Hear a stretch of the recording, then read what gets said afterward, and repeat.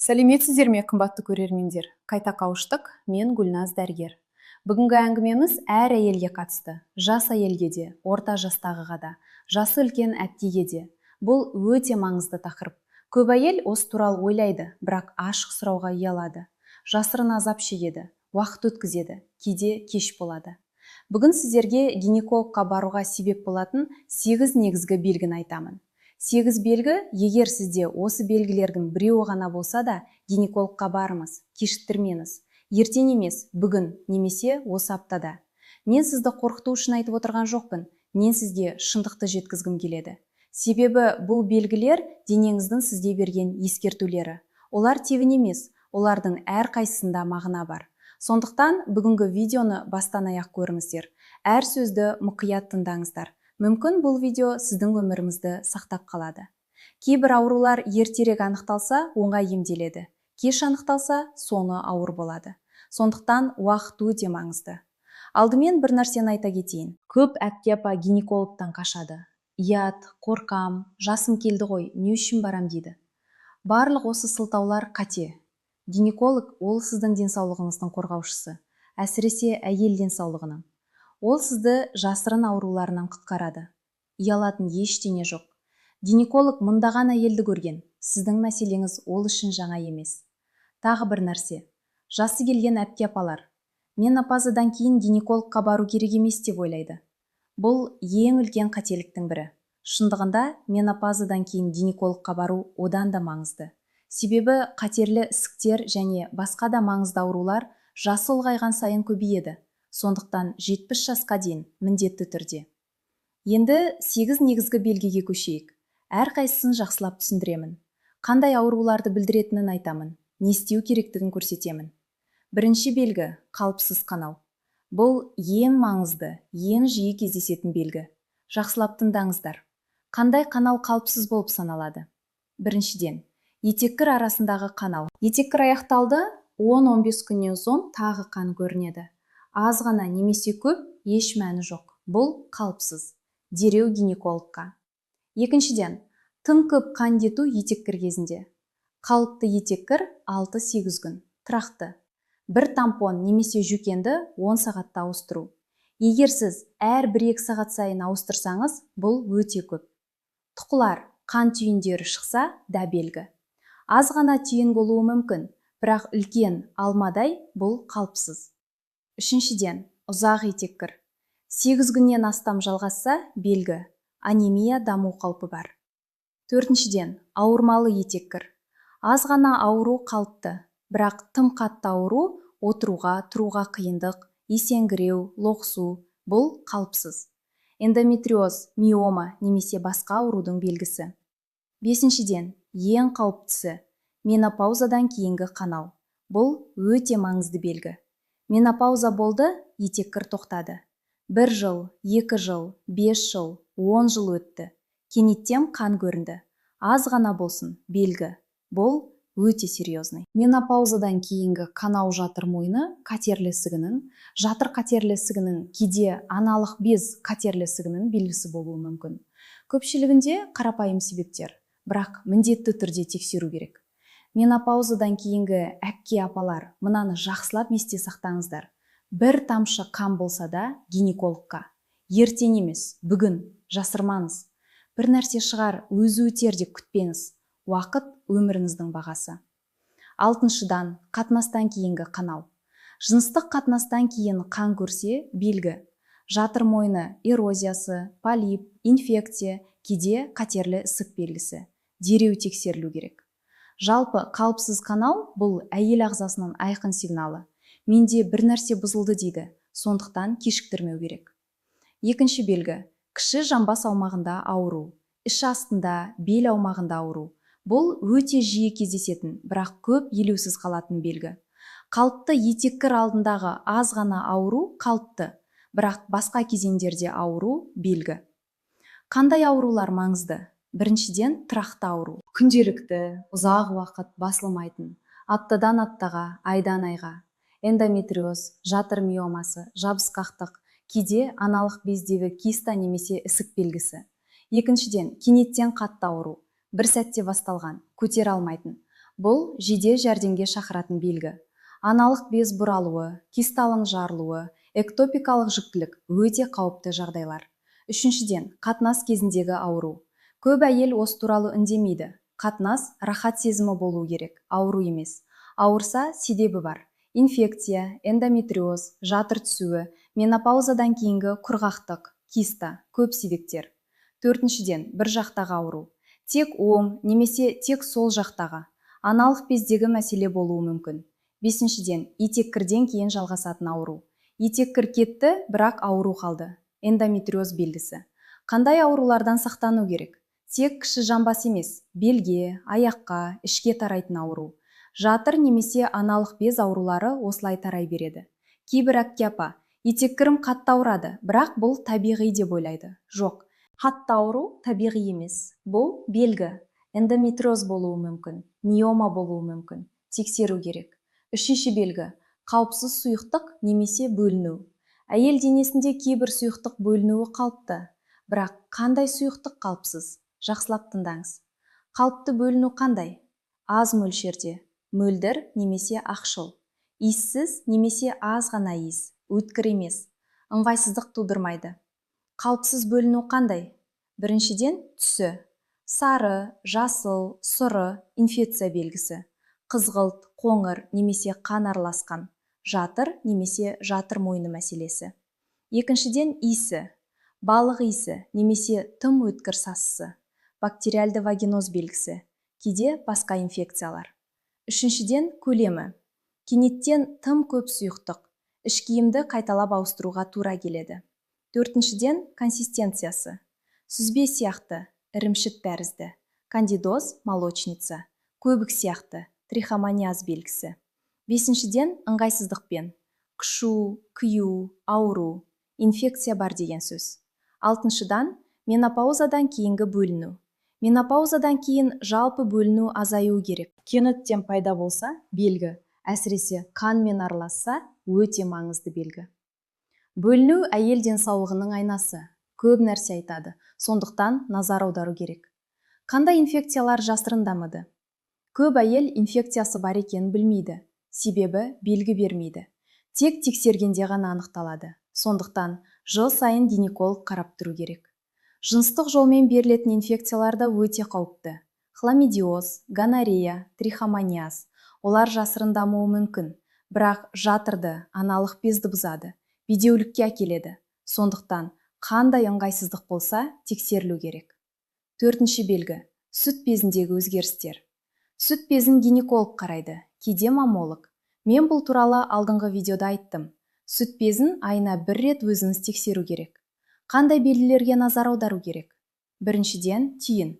Сүт безінде немесе қолтық астында түйін, бұдыр, бұдыршық, аз ғана болсын назар аудару керек.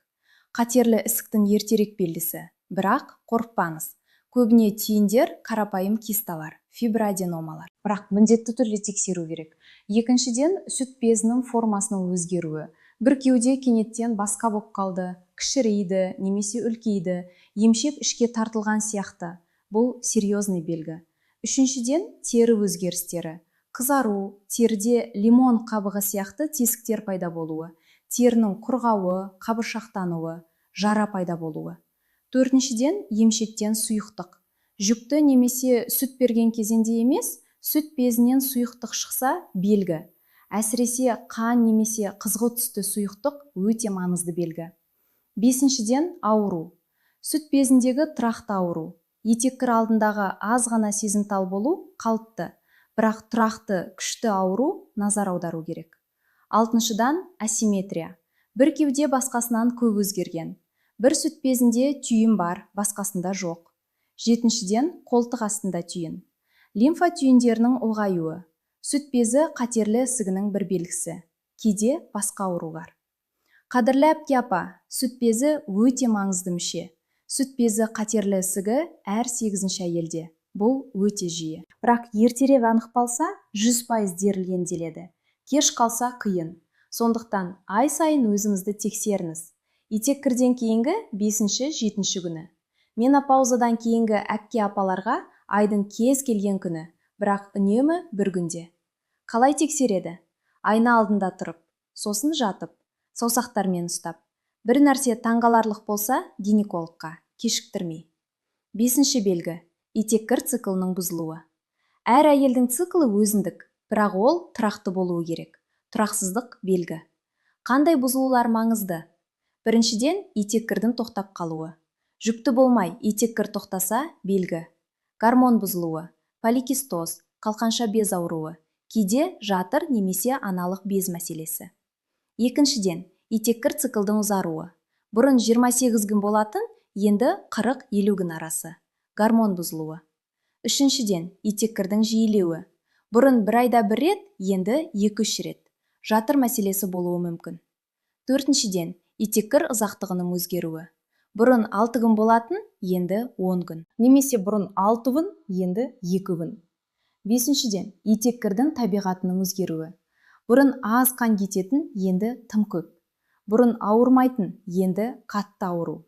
Бұрын тұқыл болмаған, енді көп тұқыл шығады. Алтыншыдан, менопаузаға дейінгі тұрақсыздық. 40-45 жастан кейін цикл жайлап өзгере бастайды. Бұл пременопауза кезеңі. Бірақ кенет күрт өзгеру болса, тексерілу керек. Жетіншіден, ерте менопауза. Жасы 40-қа жетпей, итеккір тоқтаса, белгі. Аналық бездің ертерек қартаюы өте маңызды мәселе. Гинекологқа. Көп жас қыздар цикл бұзылғанда стресстен, жүйте тозғаннан болар деп ойлайды. Кейде солай, бірақ кейде нағыз ауру. Сондықтан тексерілу керек. 6-шы белгі. Несеп жолы мәселелері. Бұл белгі гинекологиялық па, әлде урологиялық па деп ойлауымыз мүмкін. Шынында екеуі бір-бірімен тығыз байланысты әйелдерде. Сондықтан гинекологқа да баруға болады. Қандай белгілерге назар аудару керек? Біріншіден, зәр ұстай алмау. Күлгенде, жөтелгенде, түшкіргенде, секіргенде кейінге кетеді.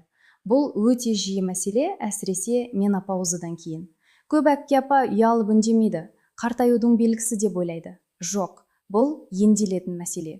Кегел жаттығулары кейде кішкентай операция көмектеседі. Екіншіден, жиі дәретте тұру. Бұрын бір күнде 5-6 рет, енді 10-15 рет. Әсіресе түнде жиі тұру. Цистит, қуық түсуі, кейде басқа аурулардың белгісі. Үшіншіден, дәрет шығу кезіндегі ауру немесе күйу. Цистит белгісі. Емделетін, бірақ ертерек. Төртіншіден, толық босамаған сезім. Дәретте тұрып шықтыңыз, толық емес сияқты. Тағы шықсаңыз, аз ғана. Қуық түсуі, жатыр түсуі белгісі. Бесіншіден, дәрет кенеттен ұстай алмау. Кенеттен дәретке тұрғың келеді, шыдай алмайсың. Шапшаң дәрет ұстай алмау деп аталады. Емделетін. Алтыншыдан, жыныс мүшелерінде немесе кіші жамбас аумағында түсу сезімі. Жатыр немесе қуық түсуінің белгісі. Жыныс мүшелерінен бір нәрсе шығып тұрғандай сезім. Менопаузадан кейін әсіресе осы мәселелер көбейеді. Эстроген азаяды, ұлпалар әлсірейді. Бірақ бұл қалыпты емес, көтеру жолдары бар. 7-ші белгі, менопауза мәселелері. Бұл өзіндік үлкен тақырып. Қысқаша айтайын. Менопаузаға дайындық пременопауза 45-50 жас аралығында. Менопаузаның өзі етеккір толық тоқтаған жыл 50-55 жас аралығында. Кейбіреулерде ертерек, кейбіреулерде кешірек. Менопаузаға қатысты белгілер қандай? Біріншіден, ыстық толқындар. Кенеттен өте ыстық болады, бет қызарады, тер шығады. Минут өткен соң жоғалады. Көп әпке апа осыдан зардап шегеді. Жұмыста, жиналыста, түнде ұйықтап жатқанда болады. Екіншіден, түнгі тершу. Түнде ұйықтап жатсаңыз, тер шығады. Жөкенді ауыстыруға тура келеді. Ұйқы бұзылады. Үшіншіден, ұйқысыздық. Жалпы ұйықтай алмау, көп оянып кету, шала ұйықтау. Төртіншіден, көңіл-күй өзгерістері. Жылауға бейім болу, ашуланшақтық, уайымдау, кейде депрессия. Бесіншіден, жыныс мүшелерінде құрғақтық. Қатынас кезінде ауру, жыныстық қалаудың азаюы. Алтыншыдан, ес жоғалу, ми тұманы деп аталады, назар тұрақсыздығы. Жетіншіден, тері мен шаштың өзгерістері. Тері құрғайды, шаш түседі, тырнақ сынғыш болады. Сегізіншіден, салмақ көбеюі, әсіресе іш аумағында. Тоғызыншыдан, сүйектерде ауру, остеопороз даму қаупі. Көп әпке апа осы белгілерді бұл табиғи, өзім шыдаймын дейді. Шыдау керек емес. Қазіргі медицинада көп шешімдер бар. Гормонды орнымен қалпына келтіру, табиғи құралдар, тамақтану өзгерістері. Гинеколог сізге дұрыс шешім табады. 8-ші белгі. Жалпы әйел денсаулығының өзгерістері. Бұл ауқымды белгі, көп нәрсені қамтиды. Біріншіден, ұзаққа созылған шаршағыштық. Жеткілікті ұйықтасаңыз да, таңертең шаршаған тұрасыз. Анемия, гормон бұзылуы, қалқанша без ауруы белгісі. Екіншіден, мазасыз, көңіл-күй. Жылауға бейім, депрессия, гормон бұзылуы белгісі. Әйелдерде гормон көңіл-күйге қатты әсер етеді. Үшіншіден, ауыр түсуі қиын, немесе мүлдем мүмкін емес жүктілік. 1 жыл бойы тырысып бала жасалмаса гинекологқа. Бедеулік мәселесі әйелден де, ер адамнан да болуы мүмкін, тексерілу керек. Төртіншіден, кенеттен артық шаш өсуі. Беттегі, ішектегі, кеуденің шашы көбейсе, гормон бұзылуы. Поликистоз белгісі. Бесіншіден, шаш түсуі. Қалыпсыз көп шаш түсу, гормон бұзылуы, темір жетіспеу, қалқанша без ауруы. Алтыншыдан, тері мәселелері. Кенет безеу пайда болуы, тері өзгерістері, гормон бұзылуы. Жетіншіден, жыныстық қалаудың өзгерістері. Тым көп немесе тым аз, гормон мәселесі. Сегізіншіден, ауыр гормондық белгілер. Кеуденің ауруы, көңіл-күй құбылысы, етеккір алдындағы синдром күшеюі. Тоғызыншыдан, тұрақты іш кебуі немесе ас қорыту проблемалары. Кейде гинекологиялық мәселе. Мысалы, аналық бездегі ісік асқазанға қысым жасайды. Барлық осы белгілерден гинеколог көп нәрсе түсінеді. Қажет болса, басқа дәрігерлерге де жіберіледі. Енді мен сіздерге қандай аурулар осы белгілермен жүретінін айтайын. Қысқаша. Біріншіден, миома, жатырда қатерсіз ісік. Көп әйелде бар. Етеккір бұзылуы, ауру, кейде бедеулік себебі. Екіншіден, эндометриоз, жатырдың ішкі қабатының басқа жерде өсуі. Қатты ауру, етеккір бұзылуы, бедеулік. Үшіншіден, аналық бездегі киста. Көбіне қатерсіз, бірақ кейде қатерлі болуы мүмкін. Ауру, цикл бұзылуы белгілермен. Төртіншіден, поликистоз, гормон бұзылуы. Етеккір бұзылуы, шаш өсуі, артық салмақ, бедеулік. Бесіншіден, инфекциялар. Бактериалды, вирустық, саңырауқұлақ. Бөліну, ауру, ыңғайсыздық белгілермен. Алтыншыдан, жатыр мойны эрозиясы немесе полип. Қатынастан кейінгі қанау, бөліну. Жетіншіден, жатыр немесе қуық түсуі. Менопаузадан кейінгі әпке апаларда жиі. Сегізіншіден, қатерлі ісіктер. Жатыр мойны, жатыр, аналық без, сүт безі. Бұлар үнсіз дамиды, сондықтан ертерек анықтау маңызды. Көп әпке апа осы видеоны көріп ойланатын шығар. Менде осы белгілерінің бірі бар. Алаңдамаңыз. Көп жағдайда мәселелер қарапайым, шешіледі, тек әрекет ету керек. Енді гинекологқа қалай дайындалу керектігі туралы кеңес берейін. Бірінші, алдын ала жазылу. Көп клиникада кезекте отыруға тура келеді. Алдын ала жазылыңыз, уақытыңызды сақтайды. Екінші, белгілерді жазып алу. Қашан басталды? Қандай белгілер? Не нәрсе оларды күшейтеді? Не нәрсе жеңілдетеді? Бұл ақпарат дәрігерге өте пайдалы. Үшінші, соңғы етеккір күнін есте сақтау. Дәрігер сұрайды, циклдың қанша күн екенін, қанша күн жалғасатынын білу керек. Күнтізбеге белгілеп жүрсеңіз, өте жақсы. Төртінші, ішетін дәрі-дәрмекті жазып алу. Қандай дәрілерді ішесіз? Кейбір дәрілер гинекологиялық мәселелерге әсер етеді. Бесінші, өткен ауруларымыз бен операцияларыңыз туралы білу. Қандай ауруларды бастан кешірдіңіз? Операция жасалды ма? Жүктілік түсіп болған ба? Алтыншы, отбасылық тарих. Анаңыз, әпкеңіз, олардың қандай аурулары болған? Сүт безі қатерлі ісігі, аналық без қатерлі ісігі, жатыр мойны қатерлі ісігі отбасында болса, мұқият тексерілу керек. Жетінші, шынайы болу. Дәрігерден жасырмаңыз. Қанша қатынас, қандай жасырын белгілер бар, қандай нерв мазалап жүр, бәрін айтыңыз. Дәрігер сізді сотқа тартып отырған жоқ, ол көмектесу үшін отыр.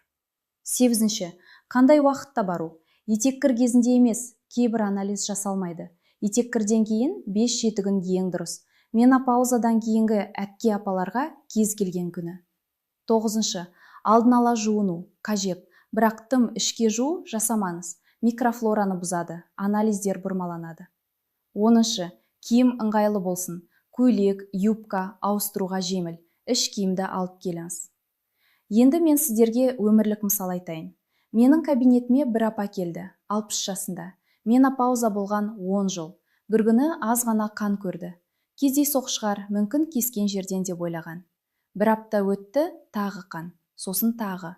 Бір ай өткен соң келді. Сақтаныш, бір нәрсе шығар деді. Тексердім, жатыр қатерлі ісігінің алғашқы кезеңі. Бір ай ауру кезеңге өте бастап тұр екен. Дереу операция жасалды. Жатыр алып тасталды. Сау. Қазір 5 жыл өтті. Ауру қайтпады. Бақытты. Балалармен, немерелермен. Егер ол 6 ай күтсе, 1 жыл күтсе, кеш болар еді. 3-ші, 4-ші кезеңге өтер еді. Емі қиын болар еді. 1 ай өмір сақтады. Бұл кездейсоқ емес. Мен мұндай мысалдарды көп көрдім. Көп әпке апа. Бір нәрсе шығар, өзі өтер деп күтеді. Күтпеңіздер. Гинекологқа барыңыздар. Бұл бір күнге жетпейтін жұмыс. Ал нәтижесі өмір. Тағы бір мысал. Жас қыз 30 жасында. Етеккір қатты ауырады. Көп қан кетеді. Анасы, бұл табиғи, мен де солай болатынмын деді. Дәрігерге бармады 5 жыл бойы. Содан соң келді. Эндометриоз. Кейін таралған. Жатырдың ішкі қабаты басқа жерлерде өскен. Аналық бездерде, ішекте. Бедеулік болып кеткен. Балалы болуға қиындық. 5 жыл бұрын келсе, жеңіл емі болар еді. Қазір күрделі. Содан да бедеулікпен жатады. Сондықтан, қадірлі әпкеші, жас қыздарыңызға да үйретіңіздер. Етеккір қатты ауырса, табиғи емес. Дәрігерге бару керек, жасырмау керек. Енді кейбір жиі қойылатын сұрақтарға жауап берейін. Гинекологқа жалғыз бару керек пе? Қалай қаласаңыз. Көп әйел жалғыз барады. Кейбірі жұбайымен, кейбірі анасымен, немесе қызымен. Қалғаныңыз өзіңізге ыңғайлы. Ұят емес пе? Жоқ. Гинеколог маман. Ол сіздің мәселеңізді шешу үшін отыр. Ұялатын ештеңе жоқ. Күн сайын мыңдаған әйелді көреді. Менопаузадан кейін барудың не қажеті? Көп. Жасы үлкейген сайын аурулар көбейеді. Жыл сайын гинекологқа бару өміріңізді сақтайды. 80 жаста да баруға болады ма? Иә, тек 70 жасқа дейін міндетті. 80-нен кейін қалай қаласаңыз, белгі болса міндетті. Дәрігер еркек гинеколог болса ұят? Қалай қаласаңыз. Көп клиникада әйел дәрігер таңдауға болады. Сұраңыз. Енді бұл видеоны қорытындылайын. Біз 8 негізгі белгіні талдадық. Біріншіден, қалыпсыз қанау. Әсіресе менопаузадан кейінгі қанау. Екіншіден, кіші жамбас аумағында ауру. Үшіншіден, қалыпсыз сұйықтық немесе бөліну. Төртіншіден, сүт безіндегі өзгерістер. Бесіншіден, етеккір циклының бұзылуы. Алтыншыдан, несеп жолы мәселелері. Жетіншіден, менопауза мәселелері. Сегізіншіден, жалпы әйел денсаулығының өзгерістері. Осы белгілердің кез келгені сізде бар болса, гинекологқа барыңыз. Кешіктірмеңіз, жасырмаңыз, ұялмаңыз. Және егер белгі мүлде жоқ болса да, жыл сайын гинекологқа барыңыз. Бұл әр әйелдің міндеті. Жыныстық қатынасқа түскеннен бастап өмір бойы. Көп әпке апа осы видеоны көріп ойланатын шығар. Менде осы белгілердің бірі бар екен. Алаңдамаңыз. Мен сізді қорқыту үшін айтып отырған жоқпын. Көп жағдайда мәселелер қарапайым, жеңіл шешіледі. Бірақ тек ертерек анықталса. Қорыққанша біліп алу жақсы. Білу дайындық. Дайын әйел мықты әйел. Мықты әйел өз денсаулығын сақтайды. Отбасының тірегі болады. Және тағы бір нәрсе. Көп әпке апа жасы ұлғайған сайын дәрігерге барудан қашады. Маған ауру табылып қалмасын деп қорқады. Білмесем жоқ сияқты деп ойлайды. Бұл қате жол. Ауру білмесен де бар. Тек уақыт өткен сайын кеш қаласыз. Ертерек білсеңіз, оңай жеңесіз. Кеш білсеңіз, ауыр болады. Сондықтан өтінем. Бүгін немесе ертең телефон алып, гинекологқа жазылыңыздар. Жұмыс басты деп шегінбеңіз. Уақыт жоқ деп шегінбеңіз. Уақытты денсаулық үшін табу керек. Жасы үлкен апаларды, аналарыңызды да гинекологқа апарыңыздар. Олар көбіне қашады. Маған не болады дейді. Сіз қамқор болыңыздар. Барып тексертіңіздер. Бұл олардың өмірін сақтай алады. Қыздарыңызды да жасынан үйретіңіздер. 20 жастан бастап жыл сайын гинекологқа. Олар сіздерден көреді. Сіздер не істесеңіздер, олар да соны істейтін болады. Видеоны соңына дейін қарағаныңыз үшін зор рахмет. Сіз бүгін көп білім алдыңыз. Қандай белгілерге назар аудару керектігі туралы, қашан дәрігерге бару керектігі туралы. Бірақ ең маңыздысы әрекет ету. Білім жалғыз пайдасыз. Қазір телефоныңызға еске түсіретін белгі қойыңыз. Жуықтағы аптада гинекологқа барып жазылыңыз. Бұл сіздің өміріңізді сақтайтын күн. Бұл видео сізге пайдалы болса, лайк басып қойыңыздар. Каналыма жазылыңыздар. Мен сіздерге арналған тағы көп пайдалы видеолар дайындап жатырмын. Пікір қалдырыңыздар. Өз тәжірибелеріңізбен бөлісіңіздер. Сіздің сөзіңіз басқа әпке апаларға көмек болуы мүмкін. Әпке апаларымызға, аналарымызға, қыздарымызға, келіндеріңізге осы видеоны жіберіңіздер. Бұл әр әйелге қажет ақпарат. Сіздің жіберген видеоңыз көп әйелдің өмірін сақтай алады. Олардың отбасына бақыт әкеле алады. Аман болыңыздар, денсаулық толы болсын. Отбасымыз тыныш болсын, жүреріміз жеңіл болсын. Алла тағала барлығымызға, әсіресе апа әпкелерімізге жақсы денсаулық, ұзақ өмір, бақыт бере көрсін. Әр әйел сау болсын, әр отбасы сау болсын. Келесі кездескенше қош болыңыздар. Мен Гүлназ дәрігер. Қайта кездескенше.